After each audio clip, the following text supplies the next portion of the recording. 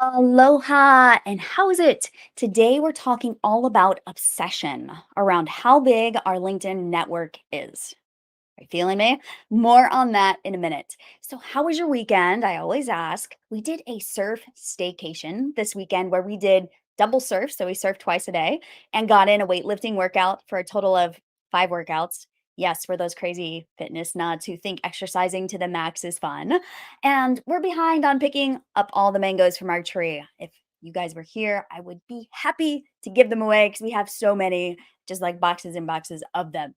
So now it is time for Mondays with Mindy. It's a weekly show at 3 p.m. Eastern, 12 p.m. Pacific, where I talk about all things LinkedIn profiles, promo, and pipeline, what I call the 3 Ps of LinkedIn. So if you have questions about LinkedIn that you want me to answer, be sure to like this post, whether you're watching live or from the replay. Leave your questions below and I'll answer them after the show or on a future episode of Mondays with Mindy. And let's get to today's topic. So, we are talking about how we can stop obsessing about our LinkedIn network size before taking that next step. So, a lot of people say, should I go on a profile viewing spree or should I try sending more connections? So, the problem with that is how many connections or followers do you have? Have you noticed how completely obsessed we are with our popularity, our following, our influence? And it doesn't help the obsession that the social selling experts, who are supposed to understand how all of this works, keep telling us how important it is to have a big network and a dazzling organic social presence before expecting any revenue, let alone new clients or a new business opportunity. We're taught to focus on the numbers, add more connections, grow as quickly as we can. And then once we've laid all that foundation, then we can experience all this business success on LinkedIn. I get it. This makes complete logical sense from the perspective of build it and they will come. But many of my students and clients come to me with a sense of that sense of exasperation because they've spent months, often years, building up a social presence and trying to add new connections who are relevant, but they still have little to show for it. When you ask them if they'd be open to messaging someone they don't know about joining their podcast as a guest or for a call to exchange ideas or explore synergy, they tense up. Like there's this expression in their face. You can see it, but they're like, oh, I can't do that yet. They get this terrified look in their eyes. They'll say things like, it's a complete long shot. She'll never respond to my message. So I'll coach them to just hit send on that message and see what happens. You'd be surprised how small your network can be and still get the attention of those perfect fit prospects or those dreamy podcast guests or those I would love to collaborate with business partners. So, why is it that we lack the confidence to reach out to people unless we have hit this mythical number of LinkedIn connections? And does anyone really know what that number is anyway? We feel like there's this number that we just don't know about. So, aloha for those who don't know me. My name is Mindy Rosser. I'm the founder of Mindy Rosser Marketing, and I have a program called the LinkedIn Accelerator for those who want to go from 0 to 60 on LinkedIn with their profile and their network. And I'll actually put the link in the comments after this if you want to get on the wait list because the doors are opening next month. I help superstars who feel they are the best kept secret in their industry to become the go to visible expert in their niche so they can get that next opportunity, grow their business, and scale their impact. And in this live, we are going to talk about why your obsession with how big your network is right now is causing you to miss out on making those business connections that lead to opportunities and how you can reach out with confidence to those perfect prospects, podcast guests, or business collaborators like a boss. So, are you ready? Let's do this. Go ahead and like this post, whether you're live or watching from the replay, to give it some social love. Okay, now I get it. We are all striving to show up as the best versions of ourselves on LinkedIn. I don't know about you, but that's always been my intention.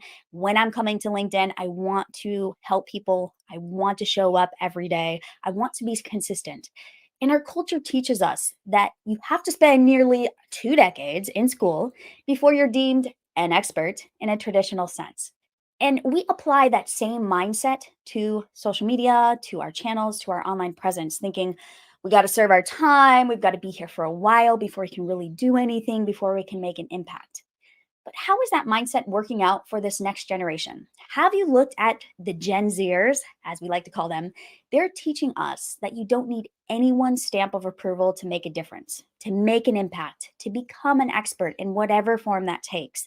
And according to a recent survey, if you like data, I have a stat for you, by EY Ripples and JA Worldwide of 6,000 people born between 1997 and 2007. 53% of them hope to run their own business within the next 10 years. That proportion actually increases to 65% for those who have already entered the workforce. What that's telling us is that this next generation believes that we can do business differently. They don't feel that they have to have credentials or external signs of success, dare I say, number of followers, to matter, to make an impact, to connect with their tribe. So, why not look to that generation and be inspired by that approach? So, instead, we're now focusing on the relationships we build with one another, which does not require a large number of other friends or followers to validate us. Think about it. When you meet someone cool at the gym, at the beach, at the coffee shop, wherever you go these days, everyone has different restrictions. Do you ask them, you know what, wait, before I make friends with you, I want to know how many friends you have right now. And I want to see in all different categories what's your area of expertise. It's not how we connect, is it? We don't ask people for their follower accounts on Instagram. So the people you want to connect with, they're not obsessed with your following. They're not obsessed with your number of connections. They don't care how many viral posts you have right now. They don't care about the numbers that we seem to think matter a lot. They are looking for someone who can help them solve their problem. And that's you, isn't it? As a member of a number of entrepreneurial communities, I get to work with and collaborate with like dozens of people each week. A lot of them get very vulnerable on the coaching calls. And one of the common themes I see come up over and over again is, how can I better attract the people I can help? I understand them, but how do I get my messaging right so they can see that I can work with them to help them work through fill in the blank problem right here? So I hear you. I feel your frustration. I see you thrashing to find the right words. And so take a little pressure off yourself to grow those numbers. Why not try focusing on your messaging instead of your numbers? So, if the people we want to help and work with do not care much about the numbers of our network, what do they care about? We've kind of touched on it already, but that is our message. So, making it so crystal clear that they're saying to themselves, oh my gosh, you are in my head. How do you understand this? This is exactly how I feel. So, when we can convey that we understand at a deeper level exactly what they're struggling with, how they're feeling, and that we've worked with people just like them, that's really all they need to know. That's it. They're not looking at the number count. They're just saying, you get me, you understand me, your messaging resonates. So if you have what they're looking for and can explain it in a way that communicates to both their left and right brain, they're going to trust you. So stop worrying about how fast your network is growing or waiting to send that connection invitation to some popular person because your network isn't big enough. Start thinking about the message you're communicating. Things like, what do you stand for? What are your values? What does your personal life look like? How does that tie into your business and your professional life? Are you modeling what success could look like for them? You see, when people can see the possibility of their own success by watching and observing the way you do business, the way you do life, you'll attract them without having to try too hard. And I've noticed that over time, one of the things that I've incorporated into my own brand is my lifestyle. And it has changed significantly over the past few years of moving to Hawaii. I started incorporating more of my family and some of my messaging, surfing, obviously, you can see the mango tree. So bringing all of that into my own personal brand and into my messaging, into my profile, has actually allowed me to connect more authentically with people. And I get told all the time, like, oh, where are you surfing? What are the waves like? Tell me more. And it's a connection point that I didn't have before. And I was afraid at first. I didn't want it to be all about me, but adding that personal part of your life into your messaging, injecting it in there in a way that feels natural is like magic. And it works and it helps people connect with you. It gives them something to talk about that isn't related to you selling them something or them selling you something. So it's a beautiful thing. So consider that. The numbers will take care of themselves. That's the beauty of this. But this is a choice that you're going to have to make. Sometimes that pull of the numbers is just too strong and addictive, and we just keep staring at it. And we will do anything to keep those numbers going up, even at the cost of our business growing, of making the right connections with people, because some of us cannot stomach seeing those numbers deviate from that upward trajectory. Even if they're just going down when you're honing your messaging initially, it can be disheartening at times. So you can continue trying to build up your network artificially with the wrong people or just those, I like to call them cheerleaders, who make you feel good about yourself in the moment, but they never want to work with you or collaborate with you. Or you can decide to let it go, as Elsa sings in Frozen. The funny part is that when you take this counterintuitive approach to your network, one day you're going to wake up and notice that your numbers start increasing effortlessly. And they have this snowball effect. So your network just starts growing. You're like, I don't know where these people are coming from. More customers are popping out of the woodwork. They're telling you about the message that you're sharing and how it's resonating with them and how they're making changes in their life and in their business. More people want to work with you. So if you're ready to ditch that stressful obsession with your network size, let's talk about how to hone your message instead. Let's take the focus off the numbers and move it onto your message. How do you create a message that resonates with the right people on LinkedIn?